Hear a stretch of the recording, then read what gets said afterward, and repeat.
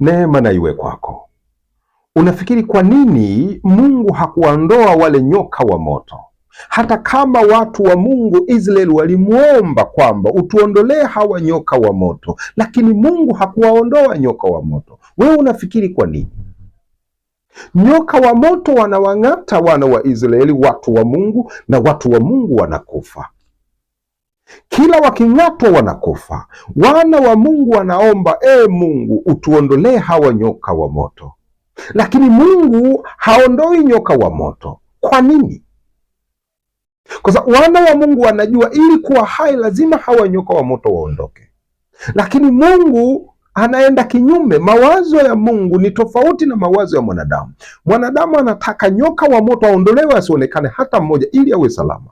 Mungu anasema hii si njia sahihi. Nyoka wa moto wataendelea kuwepo kwako, lakini ili uwe mzima ni lazima umtazame huyu nyoka wa shaba aliyeinuliwa juu. Kama hukumtazama nyoka wa shaba, nyoka wa moto atakuangamiza. Kama umeng'atwa na nyoka wa moto, basi wewe inua macho yako umtazame nyoka wa shaba. Kama ukimtazama nyoka wa shaba, utakuwa hai, utakuwa mzima. Sumu haina nguvu kwako, uzima una nguvu zaidi. Mauti haina nguvu kwako tena, kwa kuwa umeutazama uzima, nyoka wa shaba.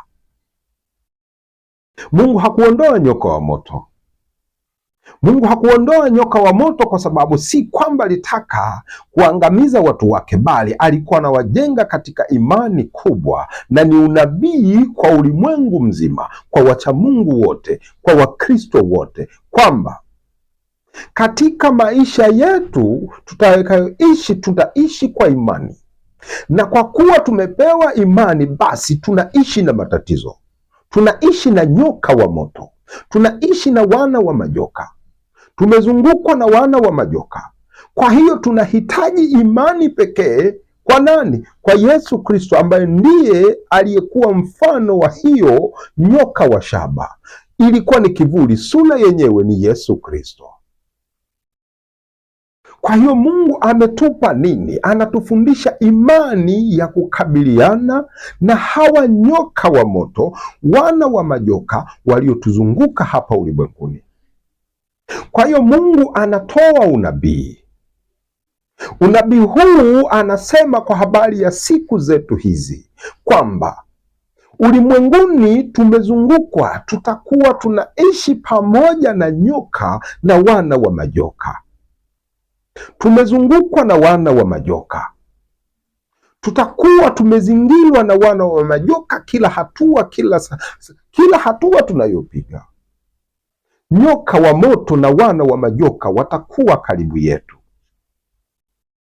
lakini hao hawataondoka kwetu, isipokuwa sisi tutakuwa tumepewa nguvu ya uzima kuliko hiyo nguvu ya mauti, yaani nyoka wa shaba. Huyo ndiyo nguvu ya uzima.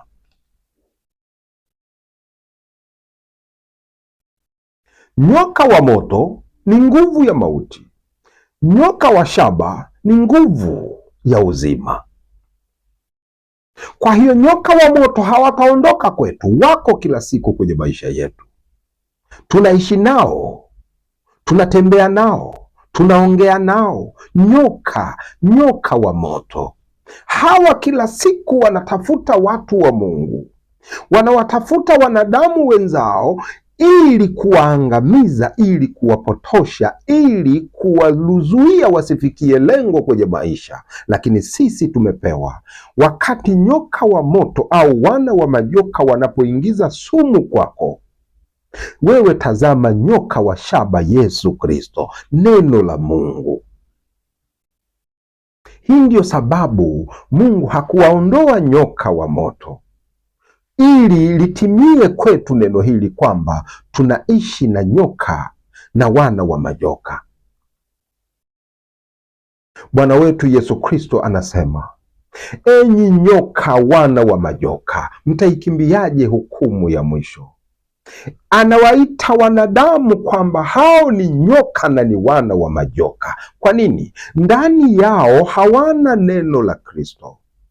Ndani yao watu hawa, ingawa wanajiita Wakristo, lakini hawana neno la Mungu, hawana neno la Kristo, hawana moyo wa Kristo.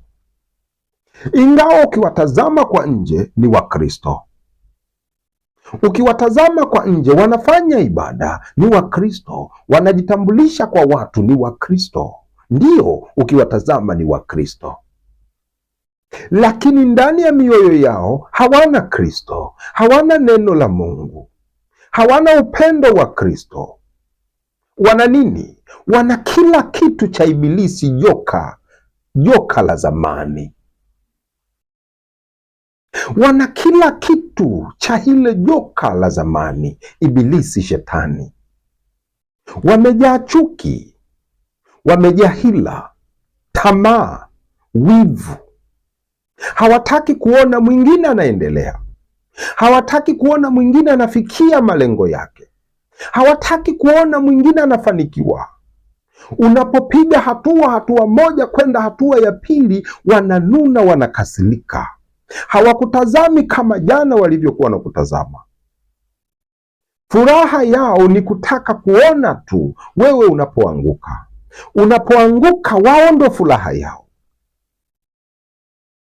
Unapofilisika, wao ndo furaha yao. Unapokuwa masikini bado, wao ndio furaha yao. Ndani ya moyo wanafurahi. Unapokataliwa, ndio furaha yao. Hawataki kuona unapiga hatua ya maendeleo kwenda mbele kufikia lengo. Hawataki kuona.